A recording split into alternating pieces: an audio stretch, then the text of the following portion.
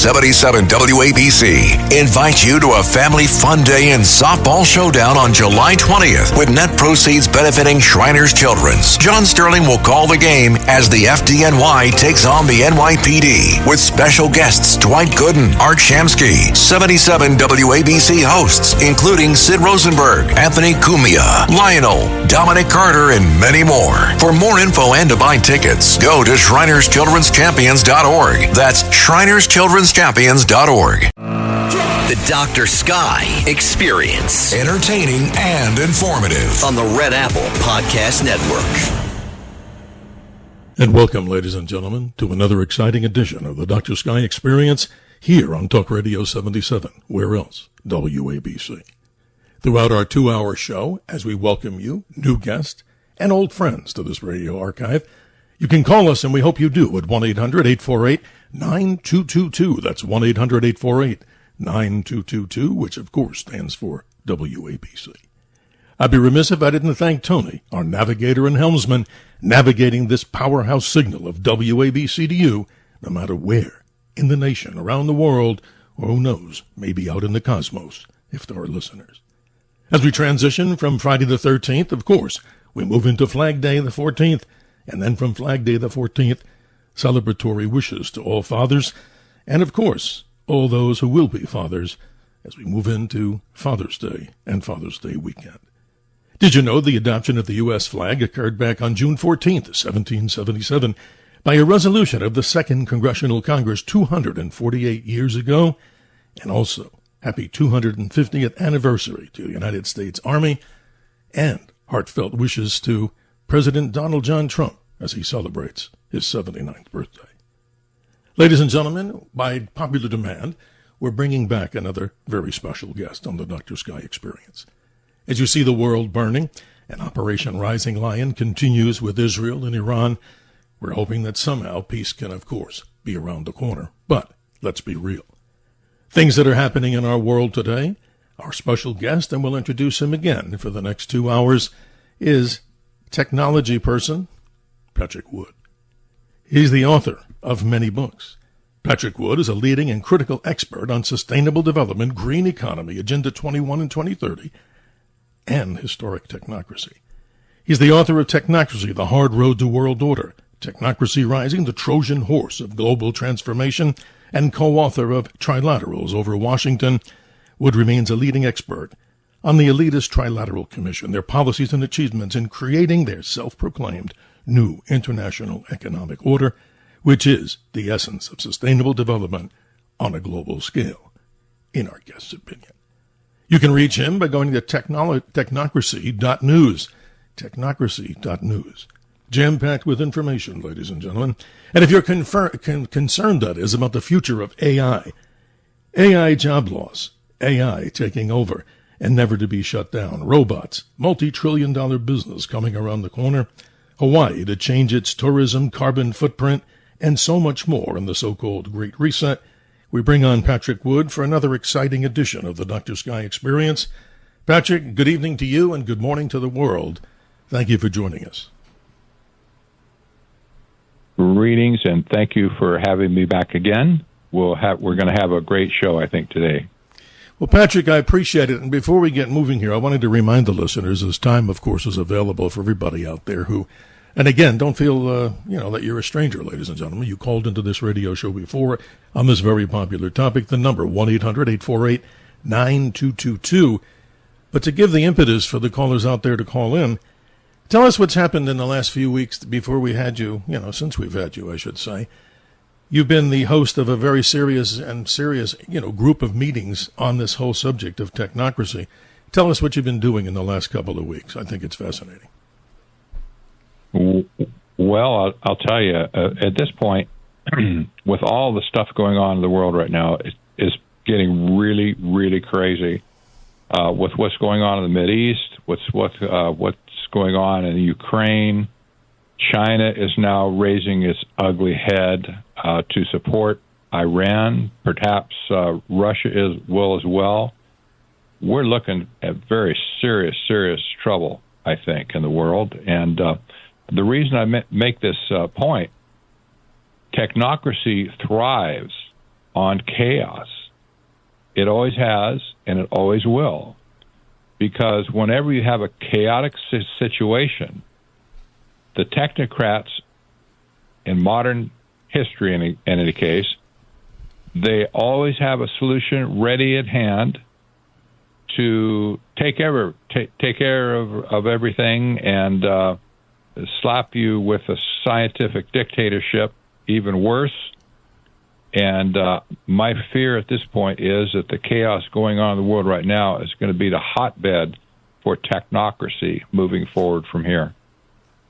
Patrick, this is interesting, and I want to allude to a documentary, I should say, that's out there. And I want you to talk a little bit about this, because I viewed majority of this, and I will review, I promise myself and the listeners, and encouraging them to take a look at this documentary that you're a part of. It's called The Agenda, Their Vision, Your Future. Let's put this into context as we talk about this very subject. People may be wondering as they're listening to the show, hey, I thought you'd talk about space and science. Well, part of science happens to be the subject of AI and all the other, ruminations of what's happening around with AI, plus a lot of other things. But in the best way you can describe this particular video, talk about this, because in your words, as you mentioned to me off air, there's never been a great compilation like this in talking about technocracy. Describe to us what we're going to be talking about here, about this particular video, The Agenda, Their Vision, Your Future. Exactly. I'll lay it out end to end. I think we talked about this in the last episode together. However, historic technocracy, fast forward from 1932, when this whole thing was created in the first place, to 1973, when the Trilateral Commission got hold of the concept of technocracy. It was presented to David Rockefeller by Zbigniew Brzezinski, and they took off with it, and they created the Trilateral Commission in the first place. That was to create a new international economic order. That's what they said at the time. Fast forward from there, we see the introduction of Sustainable Development, Agenda 21, in 1992 with the Earth Summit that took place in Rio de Janeiro. And that's where Agenda 21 was born. Sustainable Development was born. This was all about a resource-based economic system, basically modeling historic technocracy. So from that point forward, we fast forward to 2015, when the 2030 agenda was created. That was a follow-up of the Agenda 21. And at this point, we're living with the 17 Sustainable Development Goals being instituted all over the world today. And when you look at AI at this point, this has been the pinnacle of technocrat achievement at this point, and it's being used as a sledgehammer on society everywhere, not just in our country, but all over the world, to achieve technocratic control. Now, let me just say that when I say technocrat, we're talking about a person who is not elected, is not accountable to anybody, but he's making policy decisions for the rest of us. Well, nobody likes that. I mean, I don't think there's anybody within the vast audience of 77 WABC that thinks any of this stuff is good, unless they're part and parcel of the the source of this and developing this. But let me just jump into this a little bit, ladies and gentlemen. This is interesting. If you're not upset about what he's about to say, let me give you, as if I had a menu in front of me. Here's what's on the menu in what we're talking about a new documentary called The Agenda, Their Vision, Your Future. Digital ID, as we've heard about that. All the way down the line to technocracy. Control of the monetary system, surveillance, central banking, currency control, AI, land control, energy control, food control. Oh my gosh, it goes on. Censorship, the digital prison, geofencing, zero trust. I mean, this stuff should alarm people in every aspect of life, because I think it's extremely dangerous. But describe more of what people can find out about this particular documentary. I mean, this to me is so fascinating. It kind of puts it all together, where all this material has kind of been scattered. And they can learn more about you by technocracy.news. Exactly.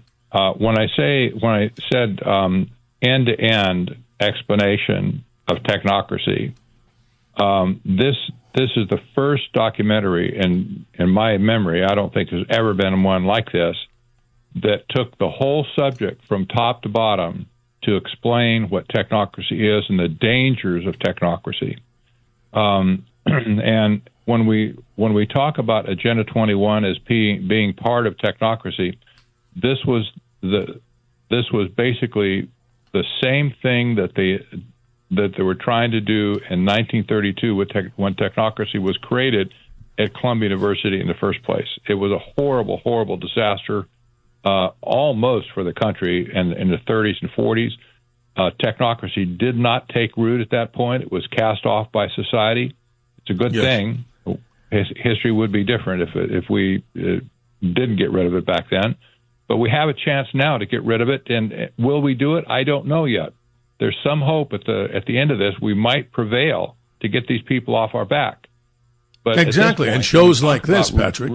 Shows like this, we're obviously hoping that people obviously want to pay attention to this. So let's go back in time. We had George Orwell, 1984. Yes. We all had to read it in school. Many of us didn't have any idea. Some of us threw the book in the garbage going, this is nonsense. It'll never happen. Aldous Huxley, Brave New World, 1931. He obviously, as you say, and you say it very well, outlined this whole concept of technocracy. And now today, it's just like like sand slipping through our fingers in many cases where people are just, how do I say this? Don't be slaves to such nonsense. And how do people, obviously through shows like this, you get educated. That's my goal, and yours too. Yes. But there's so many facets of this, Patrick, that I think are so dangerous for the world. And please continue. I didn't mean to cut you short there, because obviously this is an important topic that I think goes to the top of many people. It should be many people's concern. It really should. Well, let me just give you a couple of ideas on where the state of the art is right now with technocracy. Number one, technocrats and technocracy is pitted against our political system en masse. Technocrats hate politicians. You can see when they talk about deregulation and no regulations for them, for everything else they don't care, but for them, for instance, AI, they don't want any regulation at all. They just want to run free with it and see where it lands. That's a very, very bad idea.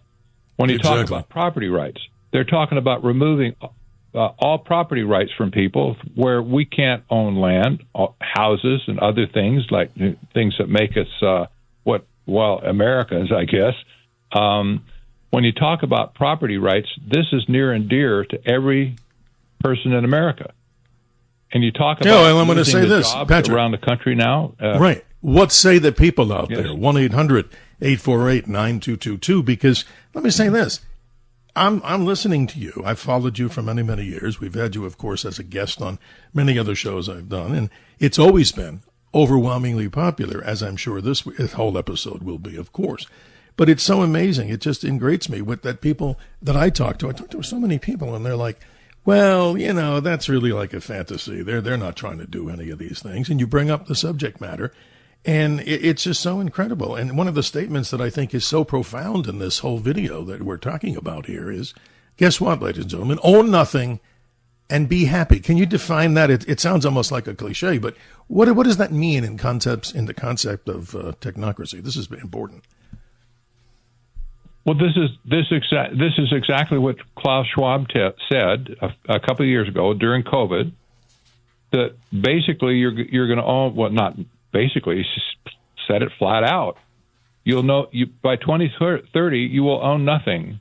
You'll be happy, he said. That won't happen, obviously, but if you who'd be happy? Own nothing, well, they said at that point everything is going to be rented or leased or perhaps pay-per-view. No matter anything in your life that you need, that you could be able to rent it somewhere, but you're not going to own it. This is insane.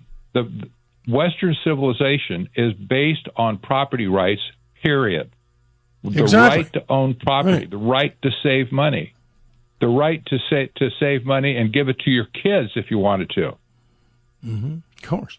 So where's all this interference coming from? So this is really insane. Yeah. Yeah. Mm-hmm. So, Terrible. When you talk about these basic freedoms that we've enjoyed in this country, everything has been chipped away by this business of technocracy, because what they're saying to us is they have the science, we don't. We're ignorant fools. They have the science to make all the decisions for us according to their, what they think is good for us. Well, doesn't that leave us like cattle in the feedlot, basically? Oh, of course. Where Absolutely. we're going to be herded from pen to pen and shot and given special rations or whatever. This is crazy. This is not what anyone wants in our country. However, at this point, this technocrat class, they've basically taken over our country at this point. They're everywhere in Washington, D.C. at this point. They're asserting themselves as themselves all over the place in domestic policy and fiscal policy, you name it. How do we get rid of these people? Well, they're unelected for one. They're not accountable to anybody, basically, except perhaps the president. But they're going to affect our lives. This is the whole point of the movie, the agenda. The subtitle, Their Vision, Your Future. That sums it up. Patrick, let's go on to something here as we move to the bottom of the heartbreak at the bottom of the hour here. In the big beautiful bill, which the thing I've analyzed it, I think I agree with a good part of what's in there, of course, but there's one area of concern, and I think loud and clear, I'm going to say it twice.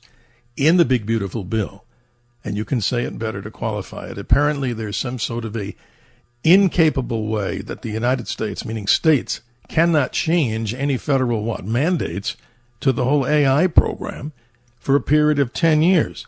Explain it in your way of maybe I didn't get the words out right, but I think I was on the right track. What's in there about AI that should be of concern to anybody who's a thinker? Well, somebody slipped in this clause into the House version at first, and who did it? I don't know, but probably somebody like David Sachs, the AI czar. He might have been the one that suggested this clause, but it's patently unconstitutional, for one thing, to limit the states to do anything. Well, of course, it's a 10th Amendment issue, isn't it? Passed to the Senate, right? It really is.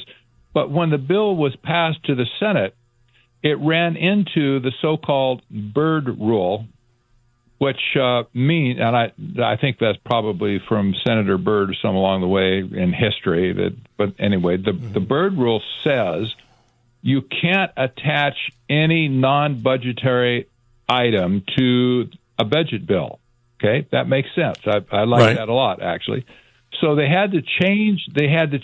This clause at this point to make it read as a budget item, where if a state messes with their own regulations to do something with AI to protect the people in their state, for instance, well, the federal government now has the right to deny them, that state, to deny them funding from a special fund that President Trump has set up to make data centers and things like that, infrastructure, energy stuff, to run AI data centers. Mm-hmm. Yes. Well, those states that buck the trend, they're not going to get any of that money, period. So now they set it up as a budgetary item, but it still has the same effect, right? Yes. Mr. State, you messed with us, you're going to be punished by not getting any money from us to do AI financing in the first place. Yes. So it's still in the bill at this point. It's been reformed, if you will, according to the Byrd Act or Byrd regulation, or I guess they call it a rule. I think not a regulation. But at this point, it looks like it's going to pass, and that will hamstring states going forward to make significant changes to AI, because honestly, the states need that money. It's their money in the first place. They should have it. but it's going to be withheld from them if they buck the trend. Well, I'm sure there'll be fights, as we just mentioned before. The 10th Amendment has so much, empowerment here on such a subject like this. But it's interesting because we have to really look at this monster or this great thing called AI, whichever the people out there think it is, but through programs like this, Patrick, trying to educate people so that they have, how do I say this, critical thinking with conversation here on Talk Radio 77 WABC with the Dr. Sky Experience.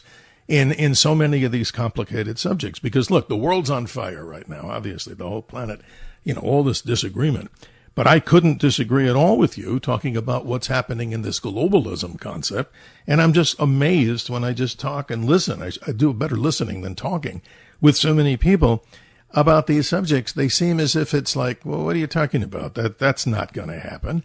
Well, it sure as hell is happening, ladies and gentlemen. And obviously, lighting up the phones, we'll be, back in just a moment or two here when we hit that hard break at the bottom of the hour. And if you, certainly want to chime in on this, we'd like to hear what you folks think about many of the subjects. But it's just fascinating here. 1-800-848-9222. That 922, of course, obviously stands for WABC. So, Patrick, tell us again, how can they get in touch with you? Because you write so prolifically here as far as so much. You're always on in there creating new blog content, new articles, and new content. Tell us how people can get in touch with you.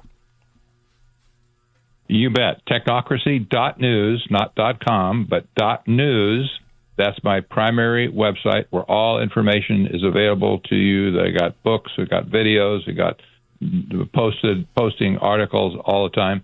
But listen, you need to go to the top of the page, see that movie, the agenda, their vision, your future. Click on the red dot there and listen to this video right now online. And if you want to go to YouTube also, I think there's going to be a link that shows up. You can go to YouTube directly. But nevertheless, you can look at the movie right in line on technocracy.news. And I'm going to disagree with you for the first time in many years. I'm going to tell the listeners, do not do that right now for the next hour and a half, correct? As we continue to talk here on the Dr. Sky Experience. But no, this is very interesting. And I'm just saying this to everybody out there. If you listen to this and watch this video, I'm amazed at what I see in there. And it's done not in the sense of, scaring people. It's just trying to provide content with credibility and many, many sources to back up the information in there. Because, there's so many things to talk about here, Patrick. And that's why I say to everybody out there, ladies and gentlemen, you're really the reason why we're doing 2-hour interviews with various guests, because some of the emails I get and the texts and they say it in simple language. Hey, Dr. Sky, we can't get in because we want to talk about these subjects. So that's why we've decided in many cases to talk with you, ladies and gentlemen, not at you. And that opportunity exists to really dig into these very good subjects, which you don't really hear in many platforms in the media anymore. They're short 2-minute little interviews. And how can you get the word out, which is very difficult indeed. 1-800-848-9222. We know we have on the other side of the break a lot of other callers that want to get in on the conversation. And ladies and gentlemen, tomorrow night is management, John Katsimatidis, owner and operator, and management has given me the privilege and honor of doing an additional Saturday midnight to Sunday 2 a.m. We're looking to have a very interesting gentleman for 2 hours. His name is Don Iles. Who is he? As a young student at MIT in his 20s, he developed, along with his team, all the landing software for the Apollo missions when Neil and Buzz did that first amazing historic event back on July 20th, 1969. Don Iles, will be talking with us about how he created all this software in that amazing landing on the moon and then all the subsequent Apollos. You're listening to me, Steve Cates, Dr. Sky, the Dr. Sky Experience. Our special guest as we continue to move through time and space, Patrick Wood at technocracy.news. We'll be right back after these important announcements. The Dr. Sky Experience on the Red Apple Podcast Network.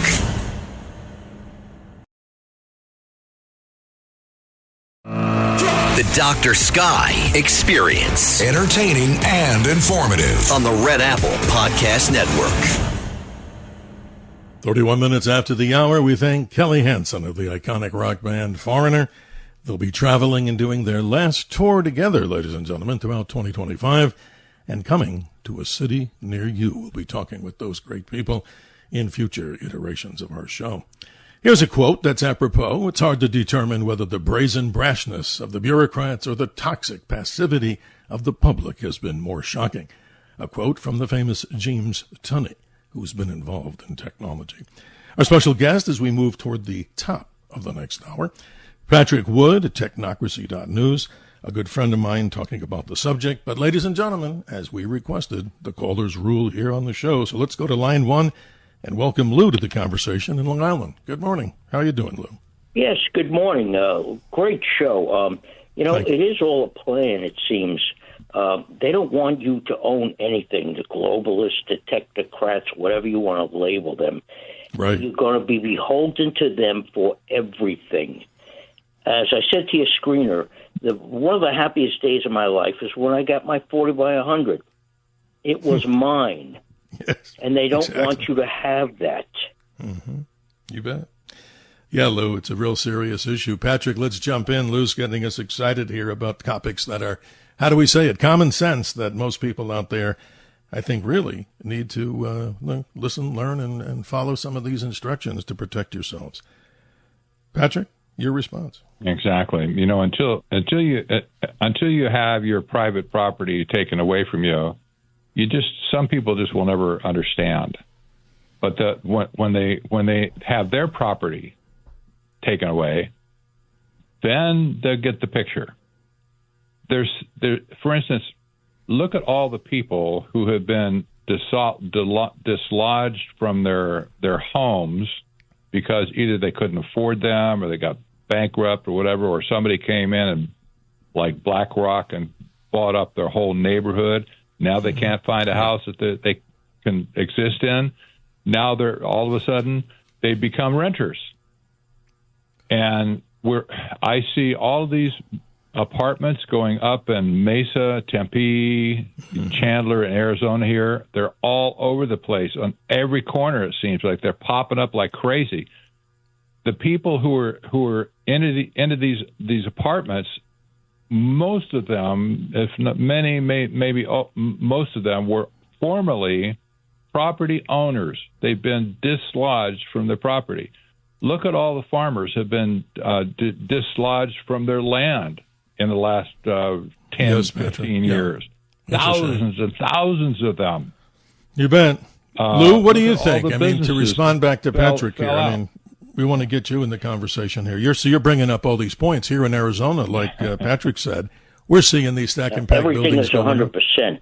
Right. And, there's also a shortage of housing because all these foreclosures that happened in the great, downfall, 2008, 10, whatever it was, they were all bought up by hedge fund companies.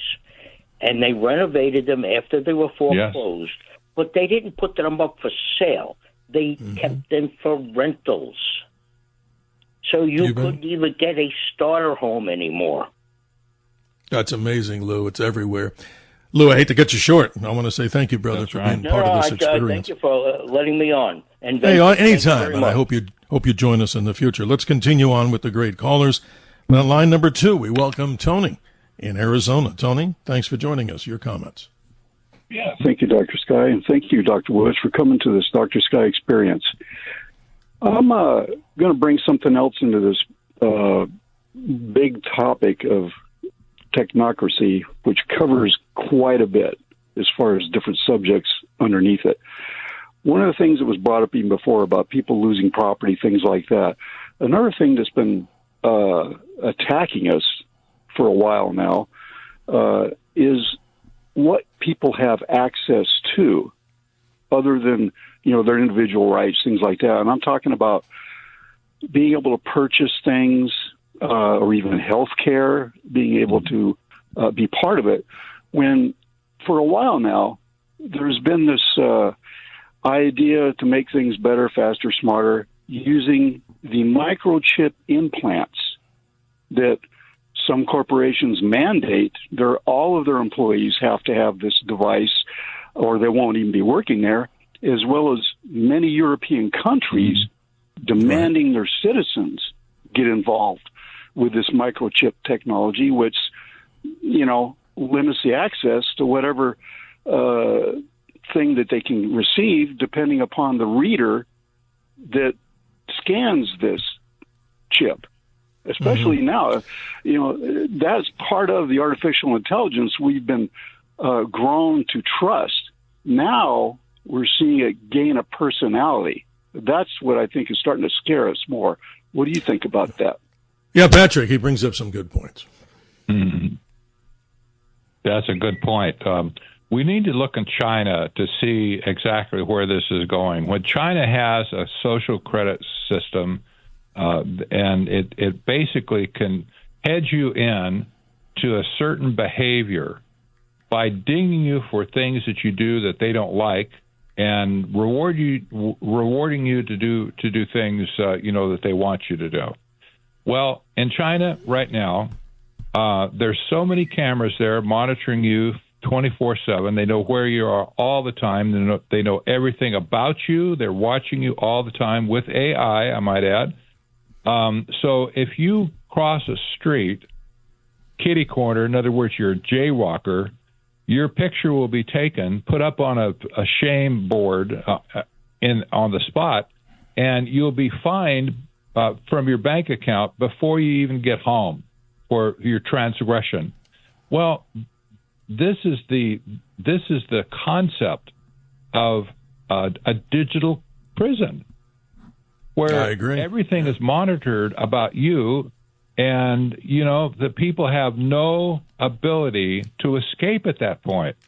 Now, honestly, there's a lot of young people in China that kind of figured out some workarounds, sneaking around, doing stuff. But you know what? By and large, they can't get loose of the system.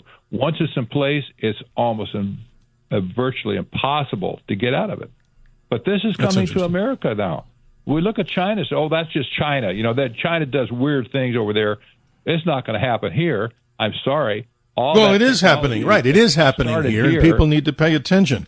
Tony, your last response back. Go ahead. Exactly. Go ahead, Tony. Yeah, well, I see that. Obviously, it's kind of like putting the frog in the warm water and then bringing the water up to a boil, where it's not noticed as much until it's too late. Whereas now we have cars. There was even firearms there for a while. There had an ID chip or a ring that you had to wear to be able to use this gun, this magic gun or whatever you want to call it. It seems like it's spreading everywhere. I know. You bring up good points, Tony. I wish time was available for every deep conversation, but my friends who are calling or people that are still on the line will do our very best in our 2-hour episode here of the Dr. Sky Experience to get people on. Let's say good morning as we go to line 1, and let's say good morning to Bill in Brooklyn. Good morning. You're on with Patrick Wood. Hi, how are you, sir? Doing fine, sir. Oh, good. I just wanted to go a little bit deeper onto this, and I feel that people have to come out and say this is all about control. They're taking your freedoms away little by little. I've been saying it for years. What they do is try to get people easy, like with debit cards, this card, where you don't have to carry cash. Just go to the machine, put it in. They could track everything you do, like they did to the people on January 6th, Bank America. They tracked everybody's card, knew where they were staying, where they went to eat, then they went and got them. And this is the mark of, who's the bad guy. And as Mary said, this technology is evil. And once it takes place, it will kill everything. Like I said, they don't want you to own nothing. They don't want you to have anything. They want to tell you what to do. This is bad. This technology is evil, and it's good in a way, but when it's used wrongly, it's very bad, and this is what people face. And like I said, they try to get people being lazy. Oh, use this card, use this.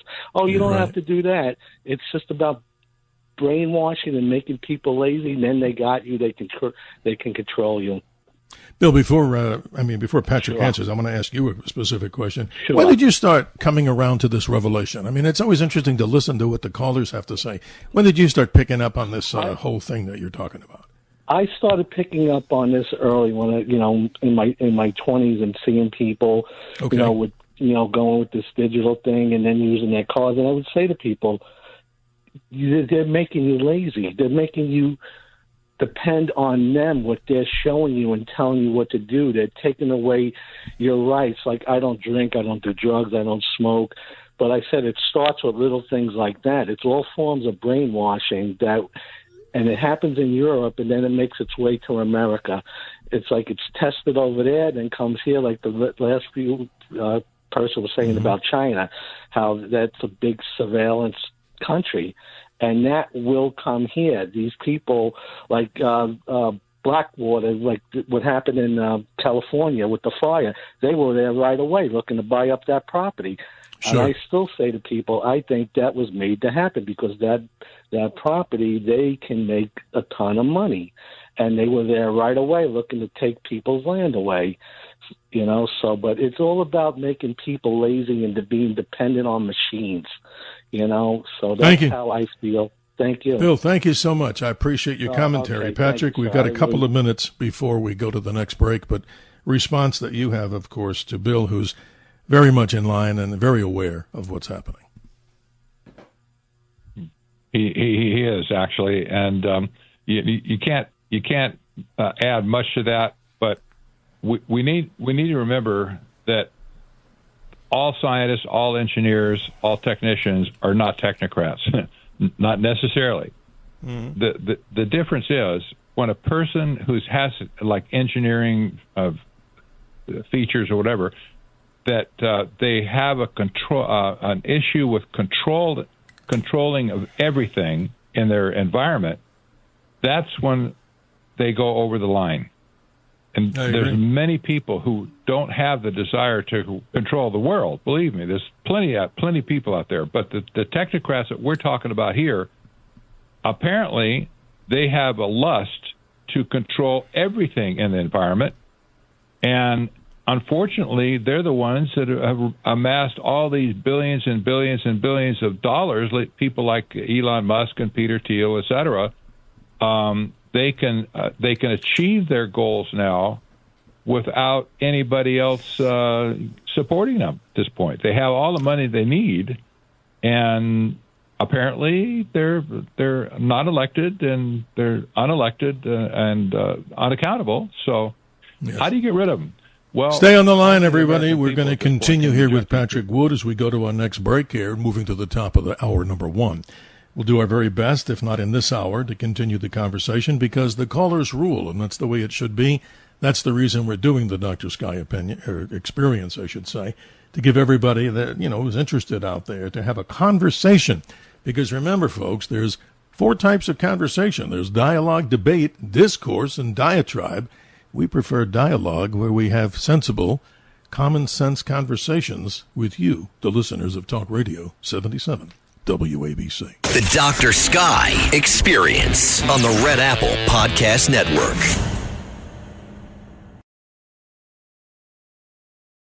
The Dr. Sky Experience. Entertaining and informative. On the Red Apple Podcast Network.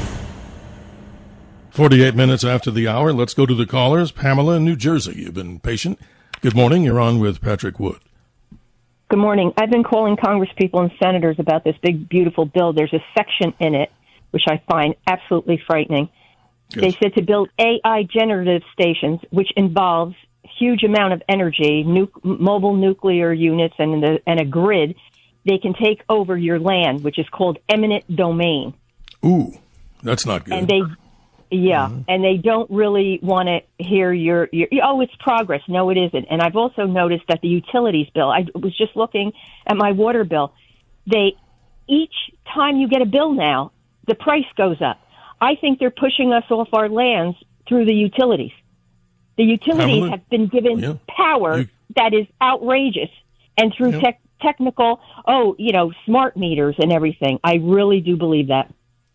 Pamela, I appreciate you. Let's have Patrick respond here and stay on the line with us here. And folks, if indeed you don't get in this hour, we're more than happy to carry you over the best of our ability into hour number 2. That's why we do 2 hours with special guests. And Patrick, please continue. She is absolutely right. I can't add anything to what she's saying. This is a land grab, and the utilities are part of the lever to get people off their land in the first place. Yeah, it's sad. Pamela, you get the last word. Go ahead. I was in the post office today, and a man started yelling and screaming and swearing, and everybody kind of ducked, wondering if he was going postal, which he was. He was opening up his bills. Oh, my God. And he was screaming and yelling. And I tell you, I can't say as I blame him, because every time we get a bill, we're all frightened in New Jersey to look at our next bill from PSE&G, because they upped it in January. They're going to up it again. And they're like the Gestapo. They used to be polite, and I didn't think about utilities every single day of my life. Now I see them, right. and you get frightened. You actually get frightened because they're ordering us around, and the water bill just went. They sneak it on the base charge. They just went up $3 and something here in New Jersey, and you're like, well, wait a minute, I didn't use more water this last 3 months. What happened? The base charge goes up every single quarter now. Well, they call it, not to be funny, Pamela, it's voodoo economics. I mean, look what they're doing out there. Patrick would agree. You're 100% right. We here in Arizona experience the same thing. And not to, make your problems and the issues that you're bringing up less important, we have a big crisis called water. We spell it W-A-T-E-R, right, Patrick? And they're fighting over the Colorado River water. So I can only imagine what you're going through, Pamela, with everything about generation of energy. And then many are saying, how crazy. We're going to do this by sustainable energy like solar and wind power. And look at all the birds and animals that are harmed, as many people say, through wind power. It's just not a bill. Your bill will go up astronomically. No pun intended, right? That's a shame. It's horrible. They're putting the wind turbines back on Long Island because they made a deal with the pipeline.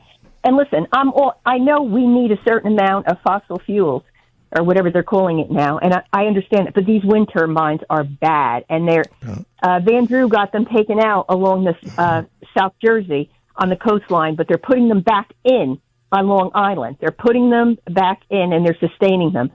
And every time I look, another piece of land has been taken, like that gentleman said. I just heard in Henderson, Nevada, they're building all of those units. The only ones getting rich off of those, they're not affordable housing, is the conglomerate buying them. It's a shame. Pamela, I wish we had more time. We're racing to the top of the hour, but I hope you're enjoying the show. Apparently it's coming through loud and clear, and I hope you'll be continuing to join us on the Dr. Sky Experience. Opening people's minds, right, Pamela? Thank you, and have a good weekend. We appreciate you. Patrick, boy, we really are going here strong with the callers. We've actually lit up the entire caller board in the first hour, which is, to me, a high honor, but more importantly, about you. So let's hear what you have to say about this. And don't forget, if we don't get to you in this hour, we will talk to Bill, who's navigating this starship now, to find out who's waiting, because we want you to get on the air. Patrick, your summarization of this hour and some of the things that I know we'll talk about in the next hour. Please continue. Bet. Let's talk about energy just for a minute, because the AI industry at this point, with all the data centers they're putting around the country, we have several in Arizona, as you know, but they're all over the country at this point, especially in the Northeast. There's a ton of them back there. They're eating up all of the available power at this point, and the electricity rates are going to skyrocket in the next few years as the AI data centers take power away from us. It's going to be basically a power grab at that point. We're the ones that are going to pay for that power with increased rates. This is absolutely wrong. We've been You're right, Patrick. In Arizona. Yeah, it's crazy. But right. It is. And also, this mentioned the water as well. The water that these plants have to use is very significant. We don't have water to spare in Arizona, but these plants are using inordinate amounts of water and electricity, and they thumb their nose at us, at the people of this community, and they really don't care. I see the same thing happen in Abilene, Texas. The same thing happened in Memphis, Tennessee, and other examples I've seen around the country where these big data centers come in and just basically, shove the neighbors out of the way, use eminent domain if they had to, get extras that land for them to build their server farms. And people are really going to get sick of this in the end. This last caller, you're absolutely right. you're going to be Pamela says it very well, and I know you're still listening. Pay the utility bill. No, it's ridiculous. Exactly. And let's put it this way. I've read something, Patrick, in your information here, and correct me if I'm not getting this across clearly, that in a measured interval for one of these AI data centers, we're talking about 2 million homes could be powered by over time. But what I'm missing is, what's the interval? I don't think it's a day. It could be over a year?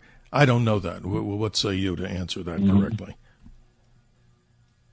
Well, that's an incremental amount. It doesn't say, when you say enough power to power 2 million homes, for instance, that means continuously powering them, like day by day.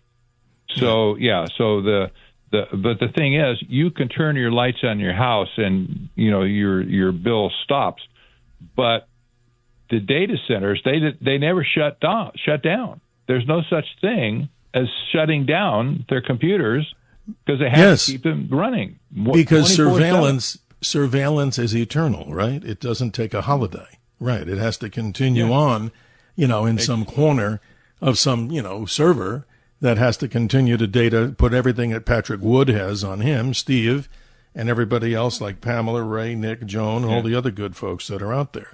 So this is kind of an interesting subject, to say the least. Technocracy.news. What are some of the headlines? Because we're going to get into some of your articles in hour number 2. And as I promised, we'll get everybody that we can on the air as best as we can. What are some of the leading articles that are coming up on technocracy.news right now? Just give us a little bit of a flavor, a little taste. Well, here's a great one. How about how technocracy thrives on global chaos? We see a lot of that going on, don't we, right now?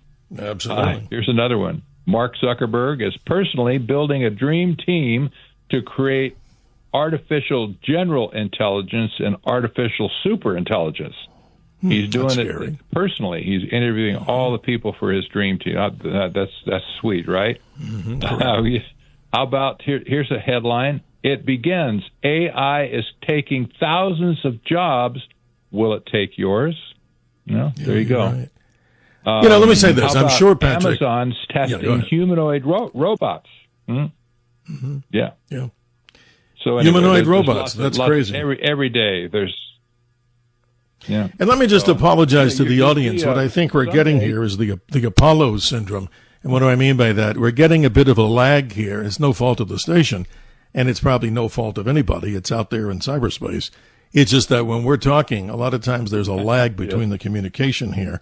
So it sounds like we're stepping on each other, and I apologize to the audience, if that seems to be coming through here. But, Patrick, you're doing fine, and God bless everybody who's maintaining this great signal out to the cosmos. We appreciate that. So much more. You were saying about, and just continue. There's a couple of other headlines that we missed out on. Tell us more. Well, Tony Blair, he said that Britain now should have AI doctors and nurses. This is coming to America as well. No, thank you. Do you want to have your doctor be an AI program that will tell you that'll tell you what you need to do for your whatever disease you have? No. I don't think so. Just absolutely crazy. How about Hawaii becomes the first state to charge tourists for their carbon footprint? More with Patrick Wood when we come back, ladies and gentlemen. Sorry to cut you short there, but much more to come here on the Dr. Sky Experience. We're on Talk Radio 77 WABC. The Dr. Sky Experience on the Red Apple Podcast Network.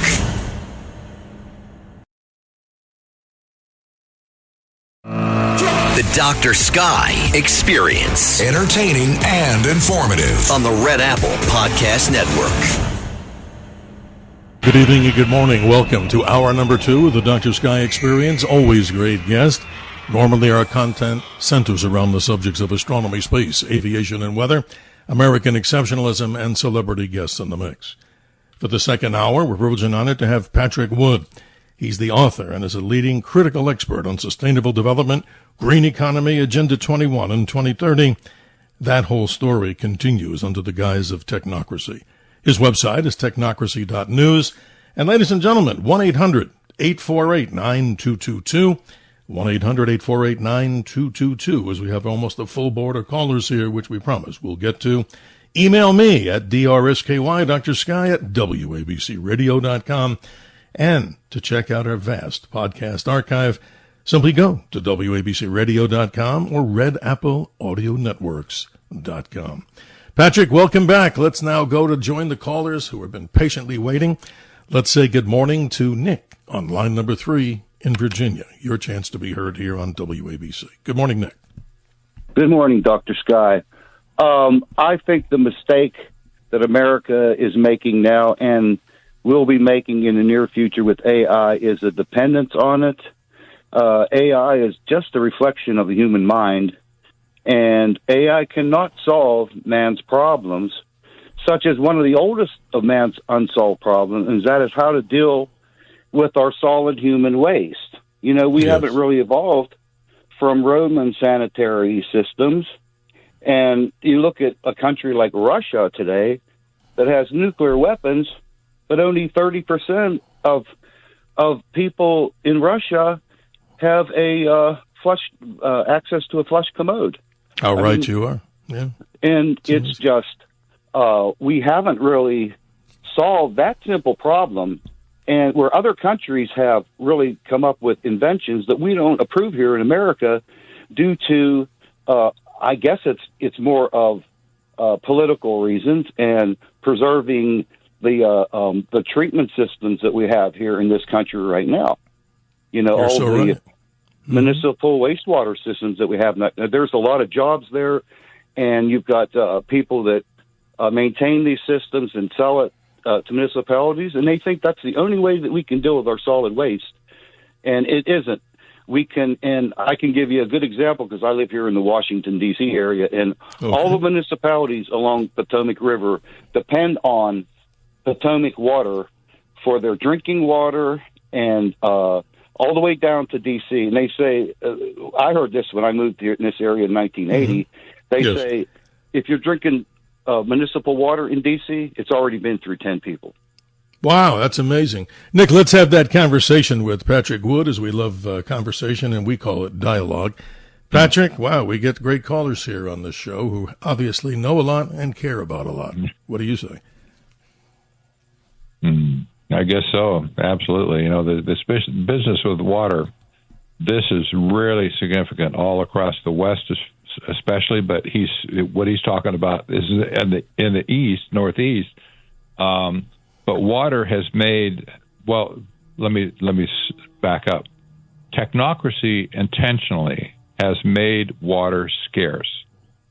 Water is the most abundant molecule in the world at this point. I figured how much is 72%, whatever. Everything in the water and the universe is water. It's everything, everywhere, right? Well, there's never water doesn't dissipate. It just gets recycled. The Earth does it, and machines do it as well, and filters do it as well. But there's no shortage of water anywhere in the world at this point. But they're telling us, you have to be very careful not to use water. You know, we're going to ration it and we do stuff with it, and you have to pay for it because so you get bottles of water and pay $2 a gallon for water when you get it out of a well or out of your tap. Right, It's create a crisis where there is no crisis. Right. Now, Nick, you have the last word on this. If you're still with us, appreciate your time. Yes, I totally agree with that, and but we need to use creative. We need to use creativity to solve these problems, and I just don't see that happening in our towns and states right here, right now. Wow. Nick, I appreciate you, and hope welcome. you'll continue to be part of the Dr. Sky experience with great commentary and observations. Let's continue as we go down the caller line. Let's go to line number 1 and say good morning to Joan in New York City. Good morning, Joan. You're on with Patrick. Oh, hi. You know, I was going to say something else, but the caller we just had was so interesting, and he reminded me of something that I heard many years ago about this toilet flushing problem and water, and shortage of water. You remember Dr. Helen Caldicott? She was an Australian physician. She was very active in anti-nuclear issues. She talked about President Reagan. She met with him. And she used to do a radio show on environmental issues. And she said something so interesting. She said, why are we flushing our toilets with fresh water? All that water, when you take a shower, a tremendous amount of water goes right down the drain and goes into the sewers, wherever it goes. Why don't we hook up all bathrooms, hook up the wastewater from your shower, and flush the toilet with that? Why are we using fresh water in the toilet? Great What question. a genius I've never idea heard an that answer. is. Yeah. Neither have I. Yeah.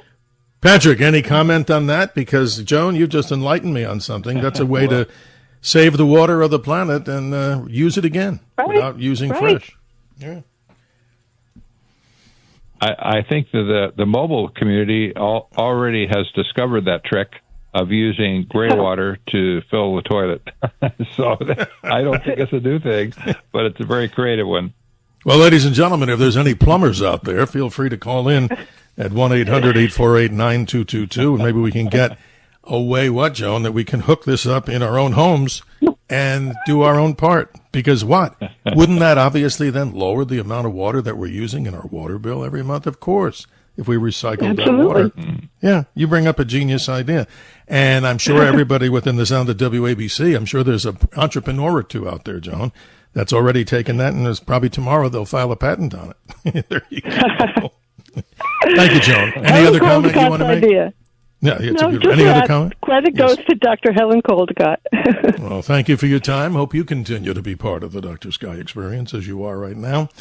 Let's now say hello on line number 2 to Deanna from Brooklyn. Good morning, Deanna. Thank you for joining us on the Dr. Sky experience. Thank you so much. It's so invaluable to have this discussion. I would like to also mention regarding the water usage. I feel like getting a foot pedal because sometimes your hands are full and then you have to turn the water off and you have to take a long moment before you're able to do so. Sure. And if you had a foot pedal, you could constantly regulate the flow of the water. You could turn it off with the foot, and then you would, you consistently, you wouldn't have to keep turning it on with your hands. But I mean, there's all kinds of ways to save. But the whole mentality of smart meters, for instance, perhaps your guest would know the smart meters cause cancer and they tend to be flammable. Is that true? Patrick, this is a great question. I was actually going to bring this up sometime in the discussion, but Deanna, you really hit a home run. Go ahead, Patrick. This is a good one. I'd like to hear about smart meters. Explain it to me. I didn't quite hear the bit about smart meters. And go ahead, Deanna, what please. I'm saying is they are flammable and they cause sleeplessness and cancer, and they're forever collecting data, as you had mentioned, and also they will try to sneak them in. Yeah. And they say that they're going to be somehow better for you, but the bill goes up as soon as you get the smart meter. Interesting. Yes, exactly. That isn't that odd that they tell you we're going to save you money by giving you the smart meter, even if it's no charge, but then your bill goes up. How does that work? Well, you know what that is? System, Deanna and Patrick, that's what I consider voodoo economics, and it violates the rules of common sense. Right? Yes, I wish you would have a whole. And, you have to go. Go ahead, Deanna. I'm sorry. It sounds like have a town hall, have several town halls, and so people could really do deep dive and organize more. But there needs to be more of a community a community groundswell, because communities can defeat this. And then they can spread it to the next community, because everyone is so oblivious because they're all distracted by their cell phones and all these little messages, soundbite. We're living in a soundbite, what is that? Static, like the static on this television when it gets. It's just we're oblivious. It's like the Twilight Zone, Deanna. It's like the Twilight Zone. Yeah. And you know what, Patrick and Deanna and everybody listening around the world, this is my big gripe. And maybe I need help from somebody out there, and you can call in at 1-800-848-9222. I'm a humble servant here. My problem, Deanna and Patrick, I can't not look at my cell phone I want to read a news article. And I'm bombarded, do I sound naive, with 800 different advertisements that I don't really want to see, and I didn't ever want to buy the product, so I can't say that, oh, yeah, there's that shirt that I watched a few months ago that I wanted. Isn't that incredible, Deanna? I mean, it's like there's no more peace on this whole thing, and we're paying for the whole service, and we don't have, unless, maybe I'm sounding a little old here. Patrick, do I sound like I'm complaining more so? Do I? I hope not. Confusion control. It could be. It is crazy. Well, Deanna, I think I'm going to go see my psychotherapist on Tuesday. And, of course, I don't have one. At least, thank God I don't at this point. You. No, I appreciate it. Deanna, thank you so much for your time. And thank you. Appreciate you being on the Dr. Sky Experience. Let's continue with the callers. It looks like the lines are continually, how do I say it, a full board of callers. We love it. Let's go to line 5 and say hello to Ray. Good morning in Brooklyn. Are you with us? And your question or comment? I am. Dr. Sky, I had time to format a question, even if it's going to be short. I've been holding around for 45 minutes. I often introduce yes, sir. I often introduce the failed species concept, of course, excluding the two gentlemen and myself, who I'm very privileged to have reached tonight. But I would like to direct this question to Mr. Wood, whatever author put the opposing skulls on his early book, The Evil Twins. I mean, there's no upside between that and your newer book, because I wanted to mention hypothetically, of course, if let's say there was a God that created Earth and then immediately said, this might exclude animals. I mean, they could be included in as a failed species, as much as I love them. But if God wound up turning around quickly saying, this didn't work out, they are a failed creation of mine, is that the reason that, I heard a glint of optimism in Mr. Wood's remarks earlier, but when I saw when I contemplate this Evil Twins, which I'll probably order, I just felt like maybe back then he was a little more dark. And I was wondering if there's ever going to be something better than a world ending by fire and chaos and water. And I mean, do they want us to reach our 250th anniversary? The planet's, like you said, not only in fire, but I've never seen in my 67 years the turmoil. Even though I heard of World War II and whatnot, I never seen such turmoil like this come into almost like a. You have to be careful not to panic and cause hysteria. I didn't want Ray, call to reach. Yeah, you've given us ideas for shows for the next 2 years. I mean, this is great. But Patrick and Ray, here comes a dialogue. Gentlemen, go for it. Yes, sir. Yes, sir. Yeah. Let me give you a thought. This is going to be the year of... Okay, here's what I'm experiencing, Patrick. There's a lag on the other side, on your side, but let's see if we can do this. Ray, you've made some comments, and let me see if we can get Patrick just to chime in on this. There's like a little bit of a couple of second delay here, so we apologize to the audience. Go ahead, Patrick. Oh, okay, yeah, I get it. Let me tell you, this is going to be the year of the robots. In 2026, is going to be a flood of robots in society. We even walking around the street, people are going to have them in their home. Employers are going to take them into their place of employment. What do you think when all these robots are walking around? They'll all be equipped with AI. What do you think as jobs start to get lost, right? And people get displaced from their job because of robots. What do you think the Teamsters Union are going to do about that? What do you think? Do you think labor is finally going to stand up and say, heck no, you're not going to take our jobs. I think I could see a massive swell of resistance coming. The game is not over yet, for sure. No, it's terrible. But Ray, you get the last word. Go ahead. Hope. Yeah, I was employed in the Teamsters for 45 years, and I noticed there's some jobs of civility that I don't know how they could even consider using a robot that would be quite expensive to replace human beings trying to keep New York City and the surrounding parts of their buildings as clean and safe as possible. But I often have to succeed to Mr. Wood's brains far more than mine, even if we're close to the same age. But I was just trying to direct that question. Do you think a failed species concept, when it comes to transhumanism and the powers of the highest level of technocracy, do you think that that's kind of evil, isn't it? I mean, is there any upside, sir? Is there any possibility of saving the species? Good question, Ray. Wow. No. I know. The concept of transhumanism is to trans into post-humanism. Klaus Schwab calls that at the World Economic Forum humanity 2.0. What that means is that technology will be merged with the human condition to make something different than what we are right now. But I'll tell you one thing. You're the only one that can be in charge of your humanity. If you choose to give it away, you can.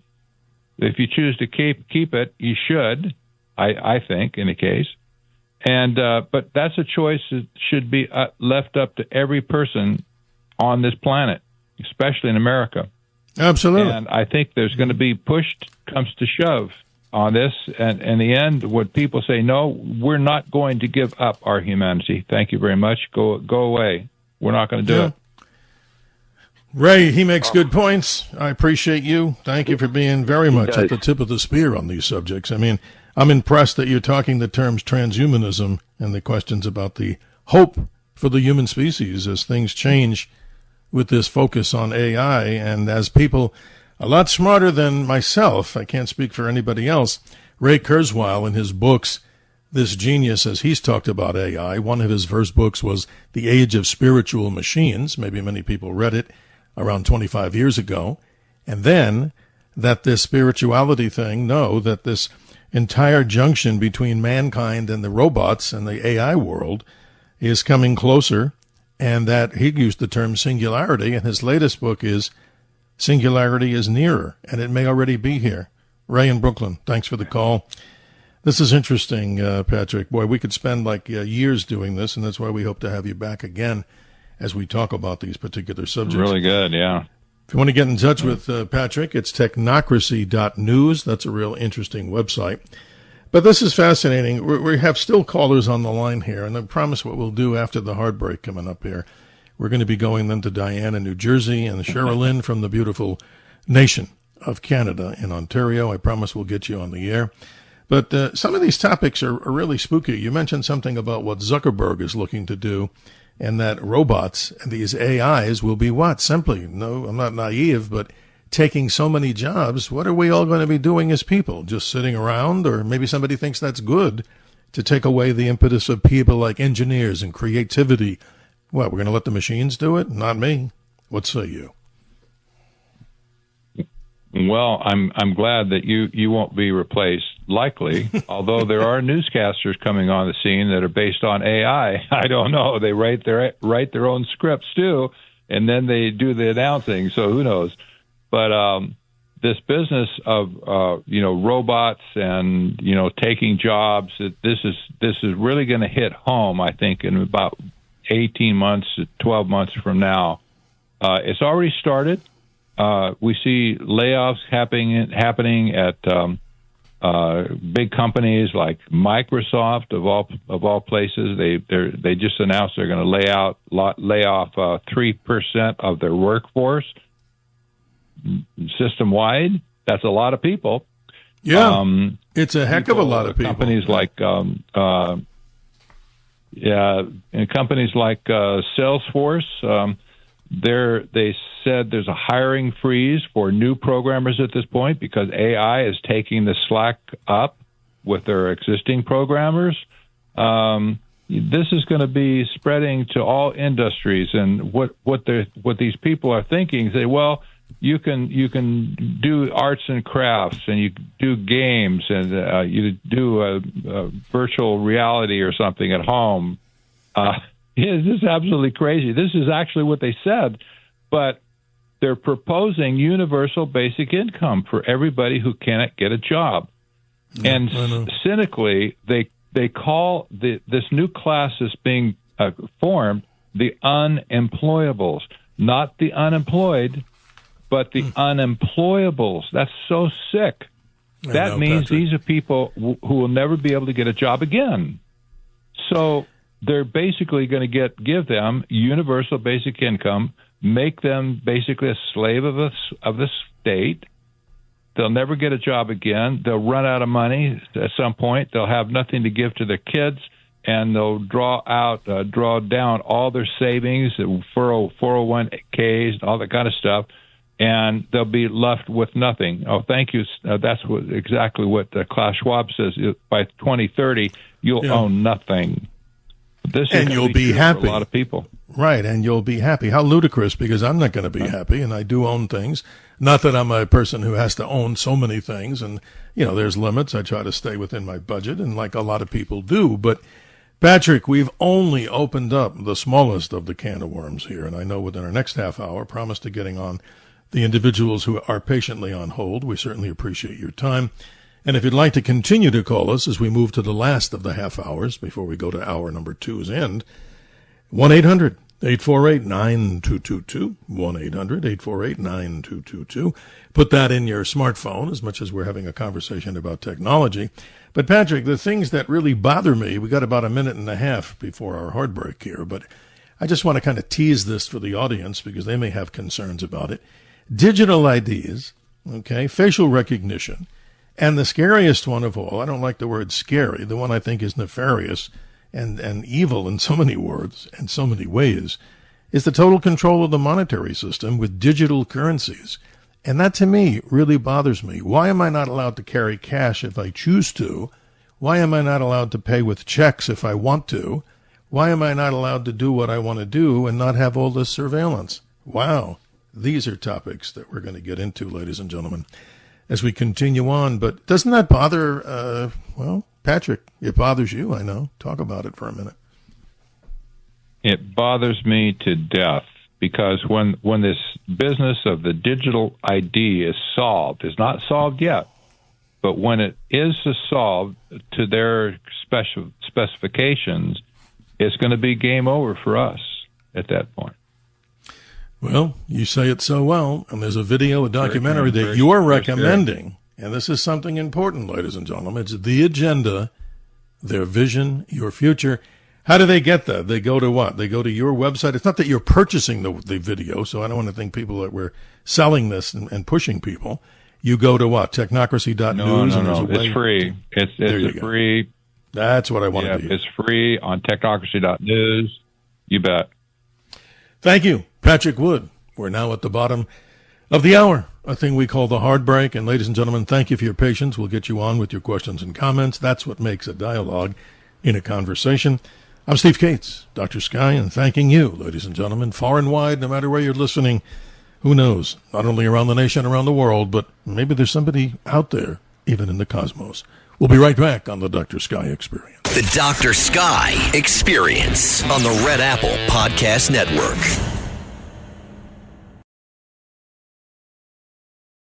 The Dr. Sky Experience. Entertaining and informative. On the Red Apple Podcast Network. Machines like objectives and not other perspectives. So says James Tunney, author of a very interesting series of books and one entitled Empire of Scientism.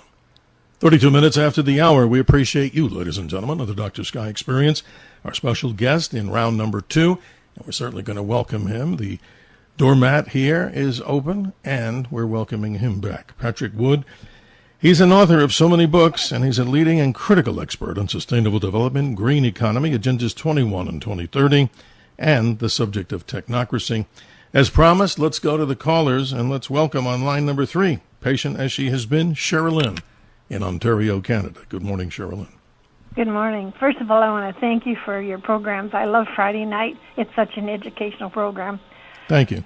What I'm calling about, earlier you were talking about smart meters. And we've had the smart meters here for years. You know, for your utilities. Mm-hmm. Sure. And, what they do is every time, like, it starts out so much for the low, medium, and high for what you're going to pay when you use it. And then they just up how much they're going to charge more for this one and that level, that level. That's how it keeps putting it up. It's like they change the amount you're going to pay for whether you're doing more of your electricity in moderate times, low times, high times. And that's how it puts it up. So, yeah, many people don't like them, Sherilyn, but Patrick... I don't. Yeah, we don't. We didn't. In fact, about a month ago, I was walking by the front door, and there was this gentleman out there at the system at on the wall, or out there on the side of the house, and I looked, and he was pulling this thing out like it's a light bulb and replacing it. And I said, "You're replacing the smart meter?" And he said, "Oh, yeah." He said, "They wear out after so long." He says, "We replace them." So I imagine you're paying for all that, too. Yes, Sherilyn, you bring up good subjects. I had one installed in my home. I don't know. I guess I have to be honest with the audience always. I was kind of naive about it. I thought it was just, hey, another better way to, quote, save money. That's what people told me. And I wonder, as we're hearing this. But, Sherilyn, I want to get Patrick to talk about this because this is a concern as we listen to what you're saying in Ontario, Canada, and people, I'm sure, all over the country and the world. Patrick, this is an important topic, what Sherilyn brings up. It really is. And the first two requirements of historic technocracy from the 1930s, number one, register on a continuous 24-hour per day basis the total net conversion of energy. Number two, by means of registration of energy converted and consumed, make possible a balanced load. You could read that kind of a statement on your utility bill, where they want to use these smart meters to create a balanced load. This has been the plan since 1934, for Pete's sake. Yeah. There's a gentleman here in Peterborough who is the one that created it, believe it or not. And where is that, Sherilyn? Where is that? I didn't hear you. Where? We're in Peterborough, Ontario. There's a gentleman here. He created that thing, the smart meter, for California. Oh, they had him designed to make it for California, and then of course it ended up coming here. And at one point we had a government going to come in, and they were going to take them out. Try to get people to vote for them. And I said something to this guy's girlfriend who was working with me at the hospital, and she said, "They'll never go out. They will never take them out. They save money. They'll never let you take them out." And she was all for it because her partner is the one that created the stupid thing. Yeah, Sherilyn, this is amazing. Thank you for being part of the show, and I appreciate our Canadian friends. Yeah, I love your show. It's a good show. No, well, thank you so much for the kind comment. I was just going to add that we have so many people, as you probably know, from Canada that come down to Arizona. I don't like the term as they described them in the past as snowbirds. I mean, that's kind of a strange commentary, but we've been living with that. But here's the problem with these tariffs that are going on. We've seen a big decline, as you would imagine, from people coming from Canada to spend what we consider to be our warm winter. But hopefully more Canadians will join forces and come back to us, and we, of course, to do trade with them. We're, of course, very proud to be listening to what you have to say. Thank you, Sherilyn. Appreciate your time. Let's go to line number 1. If she's been on the line patiently, we appreciate her time. Diane in New Jersey. Good morning. You're on with Patrick Wood and Steve Cates. Hello. Thank you both. This is a terrific show. I've really been enthralled with everything you're talking about. Patrick, I've been following you for a long time, so I think you're terrific, and I'm glad that Dr. Sky has had you back again. The thing I was wanting to talk about was the Real ID. I am so concerned about the Real ID, and I urge people to say no, refuse it. You do not need the Real ID. You can travel with your passport, okay? And if you don't have a passport, then get one. But stay away from the Real ID, because that is going to totally control our lives. Everything we do, whether it's banking, our medical records, whether it's whatever you do on the Internet, your telephone conversations, they can follow you on anything. And it isn't just the government. It's the government. It's the Internet. It is hackers. Okay? I mean, now you have, right? I mean, it's so frightening to me. And if you've already subjected yourself to getting the Real ID, then go back to the motor vehicle department and demand a regular license. You can do this. Let me ask you, Diana, before Patrick responds on this. He's full of information beyond my level, but here's the deal. When you get this is so interesting. I'm wondering about that. They have this little gold or some little star that I did this, so I'm honest with everybody. How would you then, you're saying you could fly. Obviously, I have a passport, so I have a passport. Don't they have enough information on me with my passport, more so than this driver ID that you're talking about? They want to control your life, and that's what the Real ID does. It's not that you can't use your passport. It's because they want you controlled totally. And this will do it. The Real ID will do it. And then, of course, the digital currency. Think about what happened to the Canadian truckers, right? I mean, this was brought up on the program earlier, too. I mean, that, it is real. And also, when we talk about control, we've already lived through that, through the global COVID fraud, right? With masks that were ineffective. I deal with small businesses, and I was thinking about, even from a manufacturing standpoint, think about how quickly all of a sudden those 6 foot, or the 6 foot social distancing, those squares appeared everywhere. I remember them. Right? And all of the partitions that went up in supermarkets to protect the cashier, and in your library, and everywhere you went, banks, they had all of this plexiglass. That takes time to create all of that. How quickly it happened. They had it all pre-planned. All control. You're right. Absolutely. Well, and Event 201, which occurred in October, right? Prior to, so that was in October 2019. By January, everything started rolling, right? I mean, it is scary when you think about how quickly they were able to control the population. And they did it so effectively. And they kept the medications away from us, right? You couldn't get the ivermectin, or you couldn't go to a pharmacy because all about control. Right, totally controlled, right? Well, Diane, I appreciate you. I hate to cut you short here. One other quick thing is quick thing on when we were talking about the guaranteed income. Think about the fact that the next step is assisted suicide. Oh, God, that's horrible. No, well, think about that, because think about all the states that are doing this now, right? I mean, it's becoming very, very, and look in Canada, right? I mean, it's scary.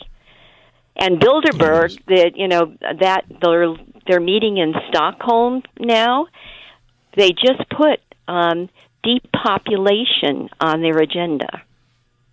Wow, this is all spooky here, Diane. Okay, you should write your own. You should write your own book on this subject. But not to cut you short, I wish we had 52,000 hours. I thank you. No, you're awesome. You. No, and I thank you so much. Thank you for joining us on the Dr. Sky Experience. Patrick, you got about 2 minutes before we go to the next break, but now you have the floor, and I learned a lot from Diane, and I'm sure everybody out there. This is awesome conversation. Yeah, I know. She touched on so many points there. I don't know where to start. But this business of technocracy, this is going to be full front and center in the public mind within a few months, I think. This movie on my website at technocracy.news already in 8 days has had over 500,000 views. And Tell me rightfully that so. people don't understand what's going on.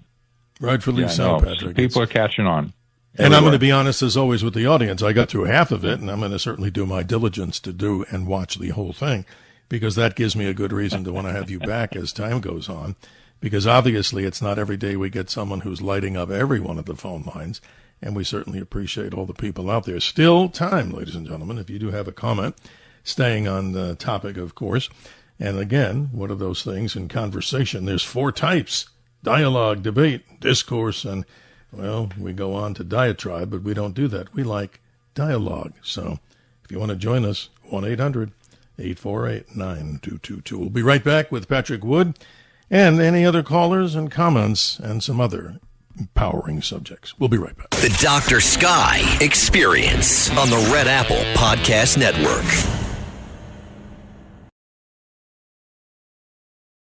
The Dr. Sky Experience. Entertaining and informative. On the Red Apple Podcast Network. 48 minutes after the hour, ladies and gentlemen, we continue with the callers with our special guest, Patrick Wood, on Technocracy. Bob in Long Island, you've been patient. You're on the air. Oh, thank you, fellas. Well, just a quick thought on this.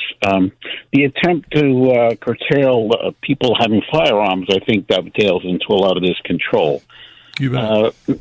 More importantly, I don't know if people remember, but in March of 2022, Biden had signed off for the U.S. Treasury to investigate central bank digital currency. And that then again was attested by the New York Fed in July. So that's all going to be run by blockchain, which controls everything, as anybody knows. There's a complete history of every transaction that's made. But the worst part about it is the central bank digital currency is programmable, which means that they can put an expiration date on your money. So you get your paycheck. It will be issued by a central bank. There'll be no more banks, no more cash. Eventually, they'll let cash to exist for maybe 2 years.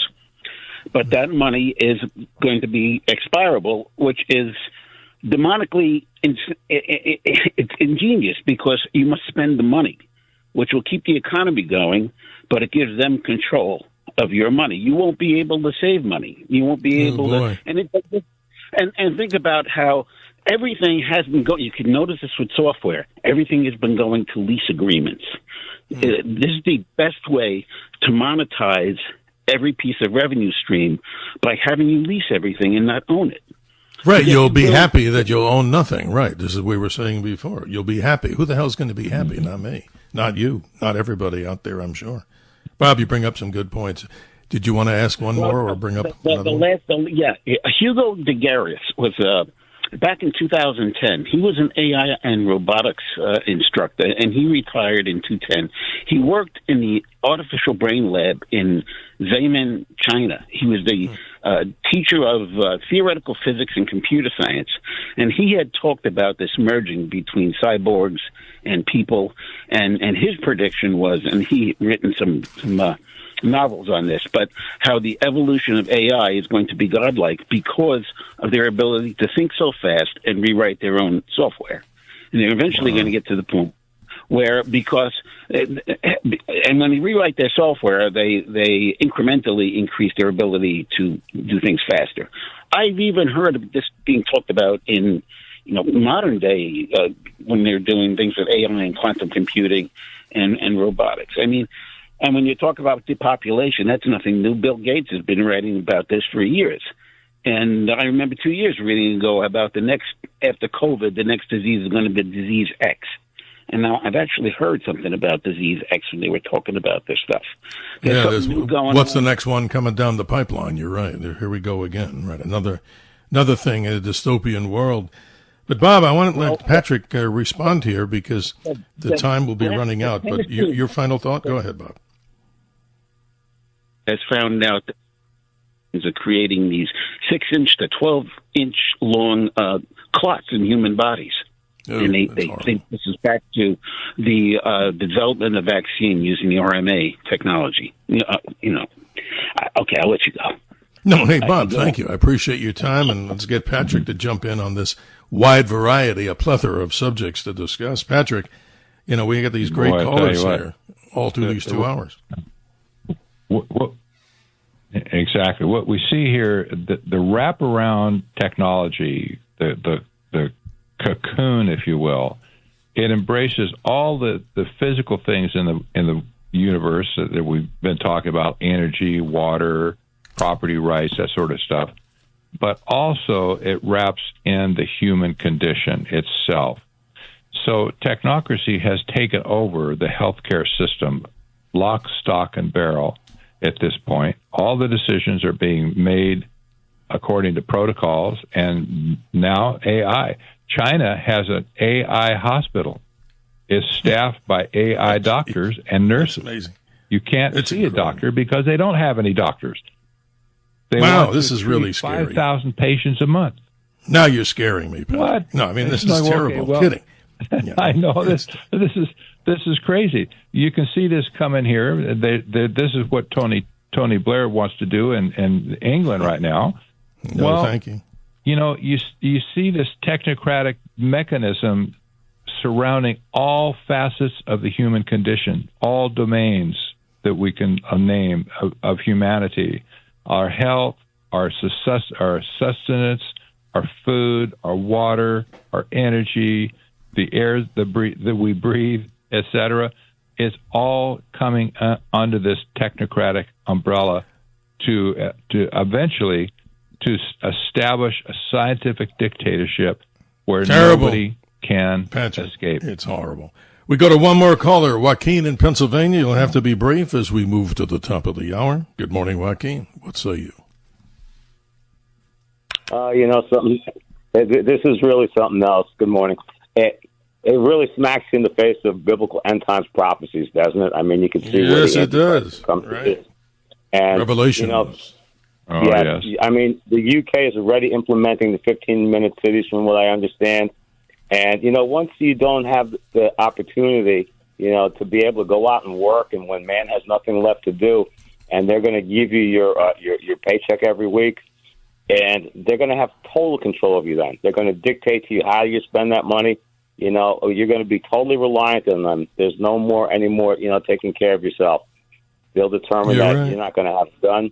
You're not going to be able to drive a car. You're going to live in a small apartment, stacked on top of everybody else. You're not going to eat real beef anymore. They're going to have that lab meat that they make from cancer cells, I guess. It's Bill Gates or whoever's coming up with that one. And it's bad, Joaquin. Not to mention these mRNA vaccines that who knows what they do to you. Well, you're right, and I always sum it up this way. A smarter person than myself, I did a lot of law enforcement things in my life and firearm training, and one of the big tenets there, which doesn't always relate to firearms, is just about human nature. The definition of a victim, ladies and gentlemen, is someone with no options. Always fight back legally and responsibly. Joaquin, thanks for your input. Patrick, you get the last word here. I want people to go to technocracy.news. Obviously, our clarion call here is for people to take a good look, spend a little bit of time, maybe 2 hours, the agenda, their vision, your future, and in the future iteration with you, we'll get responses to that. Patrick Wood, final comments for you. You get the last 4 minutes. Indeed. I thank you for your time, especially with this movie. I just encourage people now to go to it and listen to it all the way through. It's a two-hour presentation. However, when we talk about Bible prophecy, by the way, this is an important topic we haven't really talked about yet. It might be interesting, especially with this audience, to talk about the effect on religion and AI. And at this point, there's a new trend emerging right now. I just really talked about it for the first time this last week. But the subject about AI God, this is really weird. But that's scary. I talk to a lot of young people, Patrick. I know. Yeah, this is crazy. I talk to a lot of young people, and they say to me, they're kind of smirk when they look at me, and they go, there's no God. The God is the AI. It's how we get all our information. But let me not, this is the wrong time to try to put a little scare into people. It's not my intention. But all this insanity of this digital world ends in a flash of an electromagnetic pulse attack. Yes. And at one time, I knew this gentleman, Dr. Peter Vincent Pry, P-R-Y. People should look him up. I read every one of his white papers, Patrick, maybe you did too, on the effects from countries, communist China, North Korea, Iran, and others, Russia, that would simply detonate a high-altitude nuclear device up about 80 miles above the Earth, above our country, let's say, or other countries. And all this stuff just goes back to sand. And so, all this digital stuff is what? Just a bunch of sand from crystallization. So, wow, that sounds depressing, but we're putting too much emphasis and people are not paying attention unless they're listening to this particular show. Patrick, your last comment. You bet. I want to encourage people just to go to my website, get in the stream of things. You can buy a book there. You can get videos, many videos that I've made, interviews over the last 15 years even, and there's no substitute for having a book in your hand because it can't be censored. If you have That's it, right. Nobody's going to change it on you, right? No censorship. Know what's going to happen with electronic media at this point. No censorship. That's right.